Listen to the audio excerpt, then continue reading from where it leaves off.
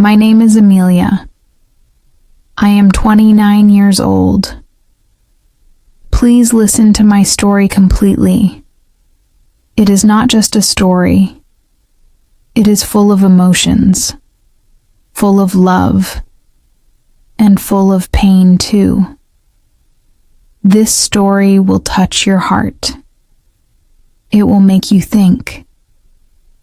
It will show you something beautiful about life. So please read it slowly, with your heart open.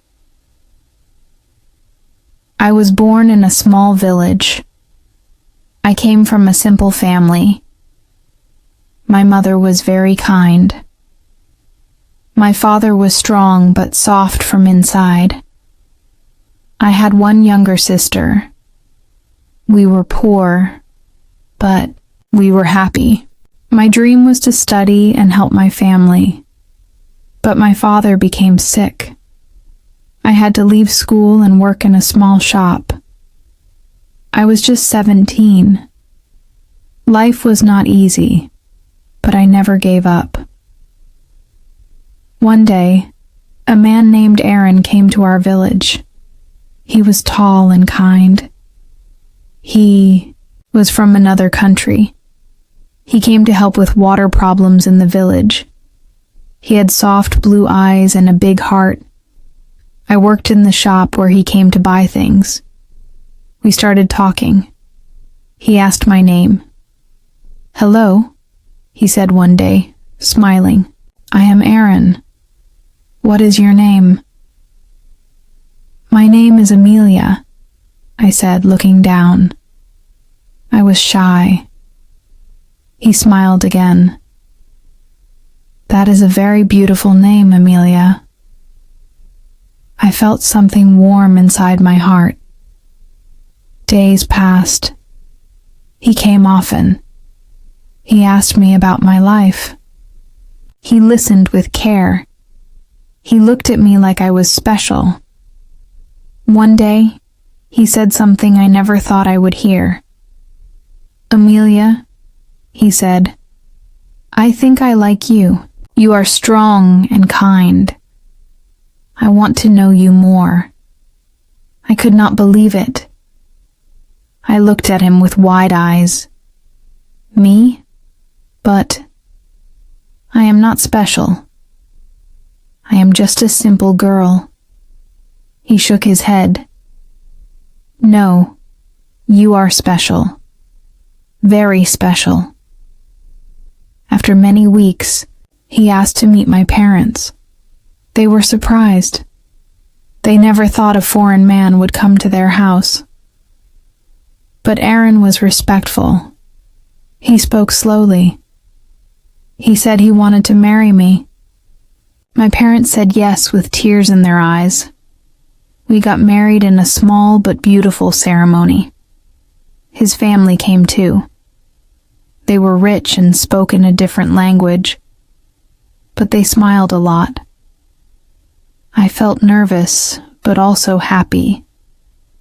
I thought this was the start of a dream life. After marriage, we moved to Aaron's country. Everything was new. The food, the people, the weather, even the language. It was hard. But Aaron held my hand and said, "Don't worry, I am here." His house was big. He had 2 brothers, James and David. At first they were friendly, but later things changed. One day, James came to me and said, "Engliah, you should dress more like us. You look too different." I smiled and said softly, "This is what I wear in my culture." He laughed. "Well, you are in our country now." I told Aaron. He said, "Ignore them, Engliah. You are perfect." But it did not stop. David also said things. "You don't talk much. Are you even smart?" He asked one day while we were eating. I looked down. I felt pain. Aaron said nothing that time. Maybe he was tired. One day something strange happened. James came to me alone. Aaron was out. He said, "Engliah, I have a request. Can you give me some money?" I was confused. Money? But why? He looked at me with fake tears. "I'm in trouble. I can't tell Aaron. Please help me." I said, "I have no money of my own. I will talk to Aaron." He said quickly, "No, don't tell Aaron. This is just between us." I felt scared. I didn't know what to do. When Aaron came, I told him everything. He became angry. "I will talk to James," he said. But when Aaron talked to James, something terrible happened. James lied. He said, "I never asked her for money. She is lying." Aaron looked at both of us. I could see doubt in his eyes. "Engliah," he said, "are you sure?" That moment broke my heart. He didn't trust me fully. I cried that night. I cried silently, alone. Days passed. I tried to smile. I cooked, I cleaned, I tried to be the perfect wife, but my heart was heavy. One evening, David came to me and said, "Engliah, can you help me with something?" I said, "What is it?" He said, "Come with me to the market. I need help choosing something for my girlfriend." I didn't want to go, but I didn't want to make problems, so I said yes. At the market, he was acting strange. He said, "You know, you are very pretty. You are not like I thought." I moved away from him. "Please don't say that," I said. He laughed. "Relax. I'm just joking." I came home and told Aaron everything again. This time Aaron was very angry. He said, "This is too much." He called both his brothers. He said, "You both have hurt my wife. This is wrong." James shouted, "You believe her more than your own brothers?" Aaron said, "Yes, because she is my wife, and she is honest." They were silent. After that day, the house became cold. James and David stopped talking to us. I felt bad. I didn't want to break the family. One night, I said to Aaron, "Maybe I should go back to my country. Your family doesn't like me." Aaron looked at me with tears. "No, Engliah. Please don't say that. You are my family now. I love you." His words touched me deeply. I hugged him and cried. It was the first time in many days I felt safe. One morning I made tea for everyone. I went to James's room. I knocked. He opened the door slowly. "I made tea," I said softly. He looked, surprised. "Why are you still nice to us?" he asked. I smiled a little. "Because I want peace." He took the tea. His eyes were red. "Engliah, I am sorry." That was the start of something new. Slowly things changed. James began to talk. Again. David also started helping me in the kitchen. One day we were all sitting together. James said, "I want to say something. We all looked at him. He said, "Engliah, you are stronger than all of us. You came from another place, lived in a new home, and still stayed kind. Thank you for not giving up." I could not hold my tears. I cried, but this time they were tears of joy. Aaron held my hand. "I told you," he said, smiling. "You are perfect. This story is not just about me. It is about every woman who goes to a new place, who lives with new people, and who faces hard times but still stays soft and kind. Sometimes, love is not easy. Family is not perfect. But if we stay true, if we stay good, everything changes. So, my dear readers, always trust yourself. Be kind, even when others are not. Speak the truth, even when it is hard. Love with all your heart. Forgive, but do not forget to protect your soul. If this story touched your heart, please like and subscribe. For more such beautiful and real stories, your support gives me strength to write more and share more amazing, emotional, and motivational stories that can change lives. After that day, everything started to feel lighter. The house, which once felt heavy with silence and pain, now had laughter again. It was not sudden, and it was not perfect, but it was real. James began to help Aaron in his work. He started to talk about his mistakes. One evening, while we were sitting in the living room, James looked at me and said, "Engliah, you gave me something I didn't expect. You showed me how to say sorry.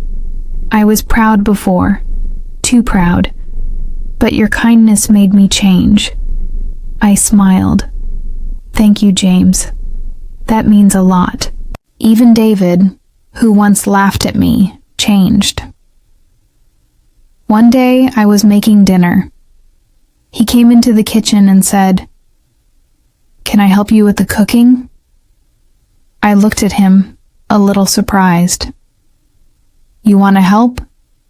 He laughed. "Yes. Maybe I can learn.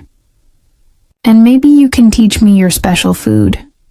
We both smiled. I showed him how to make rice the way my mother taught me. He listened carefully. When the food was ready, he said, "I never knew food could feel like home." That touched me, because for me, food was always full of love, full of memories. Aaron was very happy. One night, he hugged me tight and said, "You fixed what I could not fix. I didn't know how to handle my brothers, but your heart changed them." I looked at him and said, "Love is not loud. It is soft, but it is strong." He kissed my forehead and said, "I'm proud of you, Engliah, every single day." Later, something very beautiful happened. My parents from my village came to visit us. They had never traveled before. It was their first time on a plane. When they saw our home, they had tears in their eyes. "You have made a good life, Engliah," my mother said. "We are proud." I hugged her tightly. Everything I learned from you. We had a big dinner that night. My parents, Aaron, James, David, we all sat together. We laughed. We shared stories. We remembered old days and dreams. Then James stood up and said, "I want to say something." Everyone looked at him. He said, "This home is a home today because of Engliah. Before, I only saw her as someone different, but now I see her as my sister. I was wrong, but her love changed me. Engliah, thank you." Everyone clapped. I was crying again, but it was a good cry. My mother held my hand and said, "See? Even the hardest hearts can change when touched with love." And she was right. Later, I started to go back to school. I wanted to study again. Aaron supported me. He said, "You can be anything you want. I believe in you." So I started studying English more. I took classes. I worked hard. I even helped other women who came from other countries and felt lost. I made a small group for women like me. We shared our stories. We cried. We laughed. We helped each other. One woman said to me, "I thought I was alone, but your story gives me hope." I said to her, "You are never alone. Your pain has power. Your heart has strength." That became the goal of my life, to help others feel strong and loved. And do you know what happened next? David got married too. He chose a kind girl from another country. And guess what? He came to me and said, "Can you help her feel at home like you did?" I said, "Of course. That is what family is." And that's how the circle of love grew. From one small heart to many hearts. This story started with a husband's brother's request. But it became a story of trust, of pain, of truth, of healing, and of love. Sometimes requests can be strange. Sometimes they can test you. But if your heart stays clean and your soul stays strong, you can turn pain into peace. So, to you reading this, remember, your heart is powerful. Your words can heal. Your love can change even those who seem unkind. Keep being kind. Keep being strong. And always believe. The best stories come from the hardest days.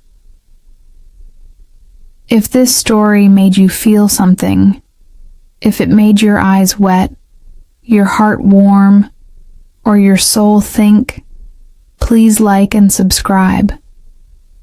It will help me share more true, emotional, and beautiful stories with you. After many days, life became more beautiful.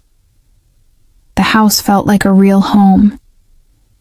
I would wake up early, make tea, and sometimes see James or David already in the kitchen, waiting to help. It made me smile. We were now not just living together. We were understanding each other. One morning I heard James talking on the phone. His voice was soft. "Yes, she is doing very well," he said. "She is like a light in our house." I quietly stood at the door and listened. He was talking about me. I felt my heart beat a little faster. He continued, "No, I never thought I would say this, but I respect her. A lot." I smiled and walked away slowly, holding that little moment in my heart. A few weeks later, something surprising happened. There was a family event in Aaron's town, a big celebration with food, music, and dancing. Aaron asked me, "Do you want to go?" I said, Will your whole family be there? He said. Yes, aunts, uncles, cousins, everyone. I felt nervous. What if they didn't like me? What if they judged me like before? Aaron held my hand and said, "You are not alone. I will be with you every step." So I said yes. The day came. I wore a long dress with soft colors. I wore small earrings that my mother gave me before I left my village. When I walked into the big hall, many eyes turned to look at me. I smiled, politely. At first, people just nodded. Some looked curious. A few whispered. But after a while, something changed. A small child came and took my hand. She said, "You look like a princess." I bent down and said, "Thank you, sweet one." Her mother came and said, "You are Aaron's wife? We've heard a lot about you. All good things." Later that evening, one of Aaron's aunts came to me and said, "You've made our family better. You brought peace. We're happy Aaron married someone like you." I was shocked. These were people who didn't even speak to me in the beginning. Now they were smiling, kind and warm. I looked at Aaron. He smiled and gave me a little nod. "You did this?" he whispered. "No," I said softly. "We did this. Together." After that, I felt braver. I started to talk more. I even danced a little with Aaron and the other women. I was not just accepted, I was part of the family. That night, we came home and sat in our garden. It was quiet. The moon was full and a soft wind moved the leaves. Aaron looked at me and said, "I want something." I laughed. "What do you want now?" He said, "I want a life like this, with you, forever." I looked into his eyes. "Me too." Then he said something that touched my heart deeply. "Engliah," he said, "before you came, I didn't understand what love really means. I thought it was about big things. But now I know. Love is in the small things. Like you waiting for me with tea. Like you smiling even when you're tired. Like you forgiving my brothers." Tears came to my eyes. He continued, "You are the strongest person I know. You're not loud, you're not forceful, but your heart changed all of us." I could not speak. I just put my head on his shoulder. In that quiet night, with only the moon watching us, I felt something perfect. Not because life was easy, not because people were always kind, but because we had love. Real love. Some days after, I got a letter. It was from my little sister back in my village. She wrote, "Dear Engliah, I miss you, but I am so proud of you. Everyone in the village talks about you now. They say, 'Engliah made it. She married a good man. She lives in a big country.' But what I tell them is this. My sister has a big heart. That's why her life is big now. I want to be like you. I want to be strong like you. Thank you for showing me the way." I read the letter again and again. Then I cried. Not because I was sad, but because I felt something beautiful. I had become someone others could look up to. I sat on the bed and said to myself, even if the world is not kind to you at first, you can still be kind to it. And slowly, the world will change. One day I started to write my own small blog. I shared stories. I shared lessons. I shared my heart. Many women read it and sent me messages. One woman wrote, Amelia, I was thinking of leaving my husband because his family was cruel. But then I read your story, and I decided to try one more time. I spoke to them. I opened my heart. And now, things are slowly changing. I cried when I read that. Another girl wrote, your story gave me strength. I want to go to a new country too. But I was scared. Now I feel brave. I kept writing. I kept sharing. Because I knew someone out there needs to hear this. Not all days are good. Sometimes I still feel homesick. Sometimes I miss my mother's food. Sometimes I miss the sound of the birds in my village. But when I feel sad, I remind myself, I have 2 homes now. I have 2 families. I have love that crosses borders. And love, real love, never fades. So, dear reader, if you are far from home, if you feel alone, if people don't understand you, please don't give up. Your kindness will speak louder than their cruelty. Your truth will shine brighter than their lies. Your heart will win, even in silence. If this story made you feel something deep, please like and subscribe. It means a lot to me. It helps me write more, feel more, and share more beautiful, emotional, and thoughtful stories with you.